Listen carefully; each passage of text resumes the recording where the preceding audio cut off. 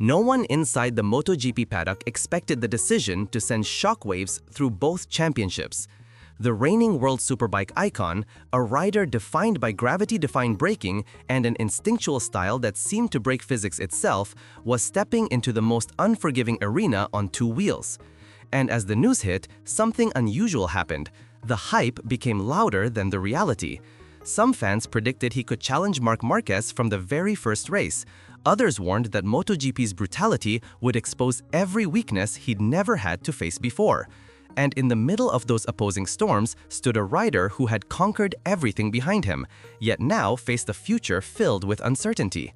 Because as soon as he signed the contract, one unsettling truth began to surface. The biggest battle Toprak Razgatlıoğlu would fight in MotoGP wouldn't be against other riders, but against the expectations attached to his name. But behind the cheers, the smiles, and the glowing headlines, tension inside Yamaha began building fast. Yamaha had been struggling, both publicly and quietly. The M1 had lost its reputation as the most balanced bike on the grid. Riders complained about acceleration, engineers fought internally over development direction, and fans grew restless as victories became rare. According to whispers in team corridors, some managers insisted that signing Toprak was more than a sporting decision. It was a symbolic reset, a statement that Yamaha was ready to gamble again. Yet, not everyone agreed with the optimism. Jack Miller warned that unrealistic expectations could crush Toprak's confidence. Veteran journalist Julian Ryder went further, claiming the Turkish star might not even win a race in his rookie season. Meanwhile, online debates erupted, with some fans insisting he could challenge Marquez immediately. But inside Yamaha's race department, an uncomfortable question surfaced: had they brought him in to rebuild the team or to save it? Still, the real conflict had only begun, and its roots stretched far deeper into Toprak's past than anyone realized. Behind the fearless smile hides a story shaped not by privilege, but by hardship, loss, and relentless ambition. Toprak grew up under the mentorship of Kenan Sofuoglu, a strong, relentless figure who pushed him beyond limits other riders never approached. According to some of his early coaches, his dedication bordered on obsession. By the time he turned 16, he already carried the weight of a seasoned veteran. His braking technique, that terrifying, almost supernatural rear-wheel lift, came from years of stunt discipline fused into a style no engineer could fully explain. His psychological resilience, shaped by personal tragedies and sacrifices, became one of his greatest weapons. Toprak grew up under the mentorship of Kenan Sofuoglu, a strong, relentless figure who pushed him beyond limits other riders never approached. According to some of his early coaches, his dedication bordered on obsession.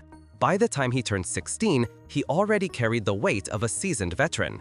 His braking technique, that terrifying, almost supernatural rear-wheel lift, came from years of stunt discipline fused into a style no engineer could fully explain.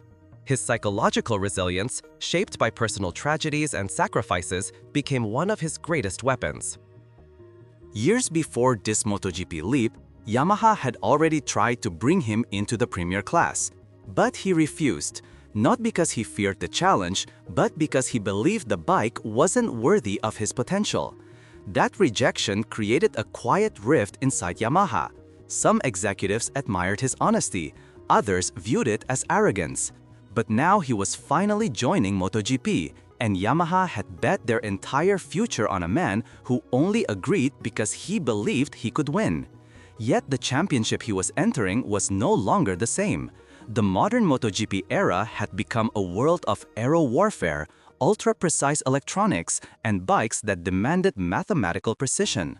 And the first major obstacle waiting for him wasn't a rival, but a machine that didn't yet exist. Inside Yamaha's engineering division, the mood was intense. Years of sticking to the inline-four philosophy had left them behind their rivals. Ducati, Aprilia, KTM, every contender had moved to V4 technology. Yamaha's engineers had been divided between preserving tradition or starting from zero. Toprak's arrival broke the stalemate. Suddenly, the pressure to redesign everything became undeniable. Deep inside Yamaha's testing facility, a prototype V4 began taking shape. Engineers worked long nights debating firing orders, chassis stiffness, and aerodynamic principles. Some insiders quietly remarked that without Toprak signing, the V4 project might never have been approved at all. But for the 2025 season, it wouldn't be ready. Toprak would ride a transitional machine, a mix of old DNA and an experimental future. And that led to a realization Yamaha hoped no one would whisper aloud. His first year in MotoGP would be spent trying to tame a bike that didn't match his style. And the early test numbers that leaked from behind closed doors began to shift the narrative entirely. For every believer claiming he could fight for podiums, there were veterans shaking their heads quietly. MotoGP's learning curve is unforgiving. Michelin's front tire demanded surgical precision. Aerodynamics forced riders into narrow lines. Improvisation often ended in disaster. Many wondered whether Toprak's aggressive style, built on instinct, could survive in a championship where instinct could betray a rider. Julian Ryder's prediction was blunt. He might finish top 10 a couple of times. Greg Haynes echoed the sentiment, calling the rookie season a survival year. Even Toprak himself admitted he expected the struggle. He knew carbon brakes would bite differently. He understood Michelin's front grip could punish overbraking. He realized aerodynamics would restrict mid-corner rotation. Still, the loudest concerns weren't coming from the media. They were coming from people inside his own garage, people who saw his test telemetry and felt something uneasy. He wasn't adapting. He was trying to force the bike to bend to his style. Inside a MotoGP garage, every tone, every hesitation, every technical comment carries weight. The crew noticed Toprak pushing limits the M1 couldn't support. Repeated rear-wheel lifts, brake markers too ambitious, corner entries too violent for Michelin's front load tolerance. Some mechanics whispered he was riding as if he still had a superbike beneath him. Meanwhile, Yamaha engineers, already battling political pressure, worried whether the bike could survive his demands. The satellite team, proud to host a global superstar, began to feel the weight of expectation.